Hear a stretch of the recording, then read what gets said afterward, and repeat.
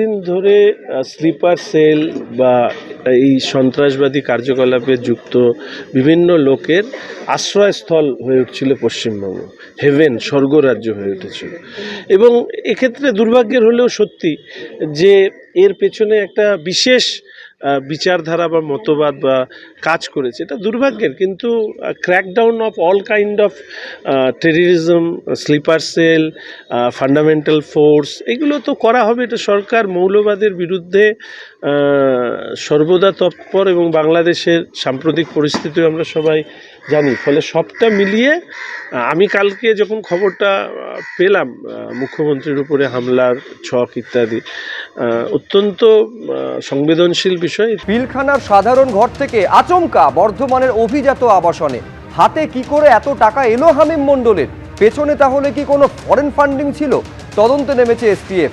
হামিমের bank অ্যাকাউন্টে নজর রাখছে তারা। বাবার সূত্রে পেয়েছি টাকা, জেরায় এমনটা দাবি করেছেন হামিম, এমনটা এসটিএফ সূত্রে জানা যাচ্ছে। এই শাহজাদ ভাট্টি, ইনি পাকিস্তানের একজন সোশ্যাল মিডিয়া ইনফ্লুয়েন্সার ছিলেন এবং পরবর্তী সময় ইনি এই সমস্ত কাজ করেন এবং পাকিস্তান থেকে বলা যায়, শোনা যাচ্ছে ইউনাইটেড আরব এমিরেটসে শিফট হয়ে যান। এবং তিনি ভারতবর্ষের একটু গরিব বা একটু ইকোনমিক্যালি ব্যাকওয়ার্ড ইউথ, যারা ইয়াং ছেলেমেয়ে, এবং এমনও আছে কিছু যারা 18 বছরের বয়সের কম, যাতে ধরা পড়লে সাজাটাও অত বেশি না হয়, তাদের রিক্রুটমেন্ট করেন, তাদের ছোট ছোট টাস্ক দেন, প্রত্যেকটা টাস্কের উপরে আলাদা করে পেমেন্ট করেন। সমস্যাটা কি? সমস্যাটা হচ্ছে এগুলো ডিজিটাল পেমেন্ট, এগুলো ডিজিটাল রিক্রুটমেন্ট সোশ্যাল মিডিয়া দিয়ে, এবং তাদের সাথে কথোপকথন হয় টেলিগ্রাম, ইনস্টা, এরকম সমস্ত গ্রুপের মাধ্যমে, যেটা ট্রেস করা খুব ডিফিকাল্ট এবং লম্বা প্রসিডিয়ার। এবং এইভাবে একটি নতুন টেররিজমের মুখ খুলছে, ছায়া যুদ্ধের, যেটা আমরা প্রক্সি ওয়ার বলতাম, যে যুদ্ধের বদলে টেররিজমের যুদ্ধ। সেখানে এখন টেররিজমের বদলে আমাদের দেশের লোকদের ব্যবহার করে, আমাদের দেশের যুবক যুবতীদের ব্যবহার করে আমাদের বিরুদ্ধে কাজ করানো হচ্ছে। পশ্চিমবঙ্গে এটা প্রথম। এবার হামিম মণ্ডলকে গতকালই গ্রেফতার করা হয়েছে, তারপর গ্রেফতার করা হয়েছে তার বান্ধবী। ঝাড়খণ্ডের সাহেবগঞ্জ থেকে গ্রেফতার করা হয়েছে অর্পিতা সরকারকে।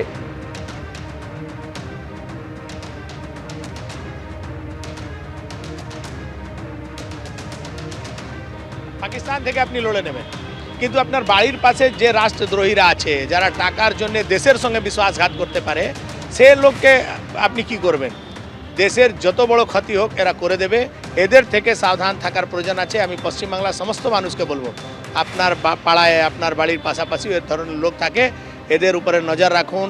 কোনো এরকম অ্যাক্টিভিটিস দেখলেই পুলিশকে ইনফর্ম করুন। আমরা পূর্ণভাবে এই আতঙ্কবাদী, আলগাওবাদী এই তাকতকে পশ্চিমবাংলা থেকে একেবারে নির্মূল করতে চাই। এদের আর কোনো ফর্মুলা কাজে লাগবে না।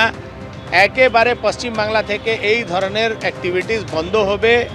প্রশাসন খুব অ্যাক্টিভ আছে, আমরা নজর রেখেছি। অনেকটা তো এমনিতেই স্বভাবটা বদল হয়ে গেছে, কিছু টেকনিক্যাল বিষয় আছে, সেটা ক্যামেরায় না বললে আমরা কাজ করে দেখাবো।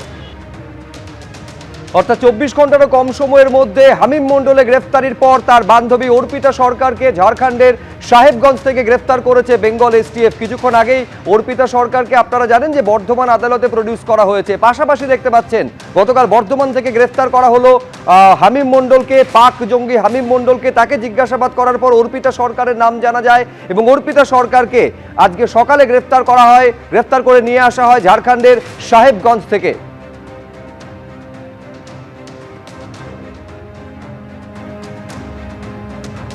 রাজ্যের মন্ত্রী শঙ্কর ঘোষ কি বলছেন এই গ্রেফতারি নিয়ে, শুনবো। দিন ধরে স্লিপার সেল বা এই সন্ত্রাসবাদী কার্যকলাপে যুক্ত বিভিন্ন লোকের আশ্রয়স্থল হয়ে উঠছিল পশ্চিমবঙ্গ, হেভেন, স্বর্গরাজ্য হয়ে উঠেছিল। এবং এক্ষেত্রে দুর্ভাগ্যের হলেও সত্যি যে এর পেছনে একটা বিশেষ বিচারধারা বা মতবাদ বা কাজ করেছে, এটা দুর্ভাগ্যের। কিন্তু crackdown of all kind of terrorism, sleeper cell, fundamental force, এগুলো তো করা হবে। এটা সরকার মৌলবাদের বিরুদ্ধে সর্বদা তৎপর, এবং বাংলাদেশের সাম্প্রতিক পরিস্থিতিও আমরা সবাই জানি। ফলে সবটা মিলিয়ে আমি কালকে যখন খবরটা পেলাম মুখ্যমন্ত্রীর উপরে হামলার ছক ইত্যাদি, অত্যন্ত সংবেদনশীল বিষয়। ইতিমধ্যে মুখ্যমন্ত্রী এই ব্যাপারে মন্তব্য করেছেন। আমার মনে হয় না তারপরে আমার কোনো মন্তব্য। এবিপি আনন্দ, এগিয়ে থাকে, এগিয়ে রাখে।